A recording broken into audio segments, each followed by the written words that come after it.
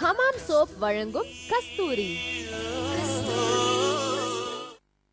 உங்களெல்லாம் விட்டுட்டு இவனே நம்பி வந்தால அந்த பொண்ணை கண்கலங்காம வச்சுக்க வேண்டியது யாரு? இவன் பண்ணானவன். இவனும் கொலைகாரன் தான். கொலைகாரனை விட மோசமானவன். ஆமா, இந்த ஆளுக்கு தூக்கு தண்டனை கொடுத்தா போதாதியா? அதை விட பெரிய தண்டனை என்ன இருந்தாலும் அதை கொடுங்க ஐயா. அப்பதான் இவன மாதிரி ஆளுங்கெல்லாம் திருந்துவாங்க.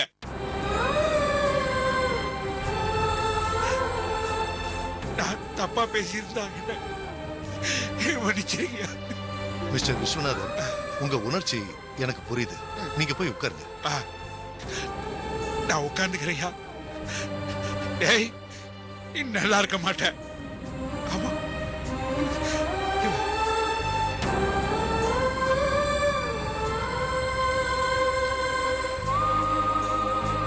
மிஸ்டர் மாஸ்லாமணி, இந்த வழக்குல நீங்க என்ன சொல்ல வரீங்க?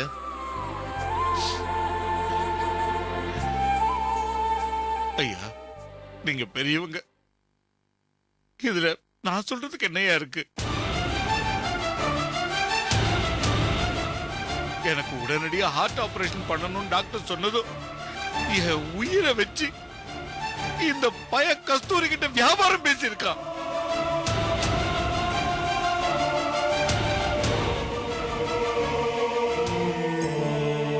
எல்லா சொத்து பத்திரத்தையும் கொண்டு வந்து கொடுத்தாதான் எனக்கு ஆபரேஷன் பண்ண விடுவேன்னு இவ கஸ்தூரி கிட்ட கண்டிஷன் போட்டிருக்கா ஐயா. அவளும் என் மேல வச்ச பாசத்துல எல்லா சொத்து பத்திரங்களையும் இவங்கிட்ட கொடுத்துட்டா ஐயா. இப்படி ஒரு உயிரோட விளையாடவன் இவன். இவனுக்கு பைத்தியம் பிடிச்சிருக்கா இல்ல எனக்கு பைத்தியம் பிடிச்சிருக்கா ஐயா? நீங்களே முடிவு பண்ணுங்க ஐயா.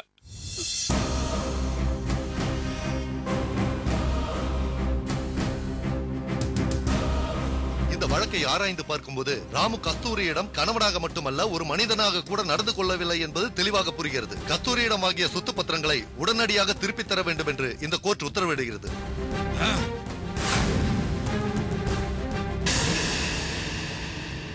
கஸ்தூரி தரப்பிலிருந்து புகார் ஏதும் தரப்பட்டால் அதை விசாரித்து நடவடிக்கை எடுக்கும்படி கோர்ட் போலீசாருக்கு உத்தரவிடுகிறது.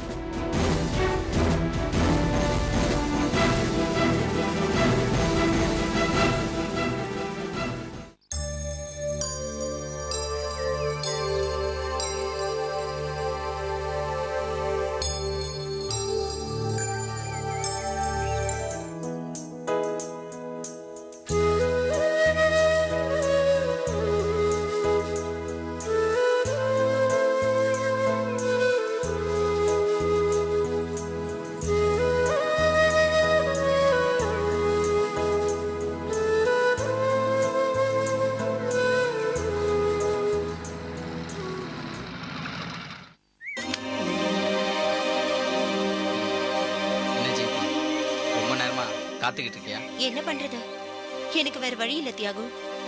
உனக்காக நான் காத்திருந்து தானே ஆகணும். என் சூழ்நிலை இப்ப அப்படி இருக்கு. கவலைப்படாது ஜெயந்தி, நமக்கு நல்ல காலம் பிறந்தாச்சு. இத பாரு பாரு. இப்ப எனக்கு இதெல்லாம் புரியாது தியாகு. என்ன இருக்குன்னு நீயே சொல்லு.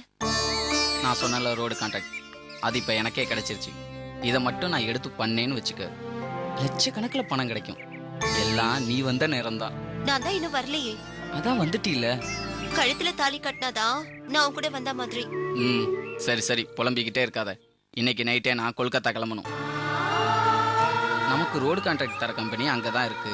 போய் கையெழுத்து போட்டுட்டு 1 வீக்ல திரும்பி வந்துடுவேன். ஒரு வாரம் ஆகுமா? ஒரு வாரம் தான். கண்ணை மூடி கண்ணை திறக்கிறதுக்குள்ள போயிடும். நீ ஒரு வாரம்னு ஈஸியா சொல்லிட்ட. எனக்கு ஒரு நாள் போறதே ஒரு யுகம் போற மாதிரி தியாகும். இத பாரு ஜெயந்தி, வர 10ஆம் தேதி நான் திரும்பி வந்துடுவேன். திரும்பி வந்து நான் செய்யற முத வேலை என்ன தெரியுமா? ஒன்ன பொண்ணு கேட்டு உங்க வீட்டுல வந்து நிப்பேன். சந்தோஷமா? நம்பலாமா? நம்பாம எத்தனால என் கூட பழகுனேன்? நம்பித்தான் பழகுனேன். இப்ப கொஞ்ச நாளா ரொம்ப பயமா இருக்கு.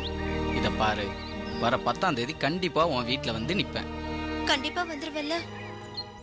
நிச்சயமா வருவேன். கொல்கத்தாவுக்கு நான் ஃப்ளைட்ல தான் போயிட்டு வரேன். கம்பெனிக்காரங்களே அதை ஏற்பாடு பண்ணியிருக்காங்க. சொன்ன தேதியில கன்ஃபார்மா உன் வீட்டுல வந்து நிப்பேன். நீ பயப்படாத, ஓகே? உன்னை பஸ் ஸ்டாண்ட்ல ட்ராப் பண்ணிட்டு போறேன். வா வா வா ஜெயந்தி.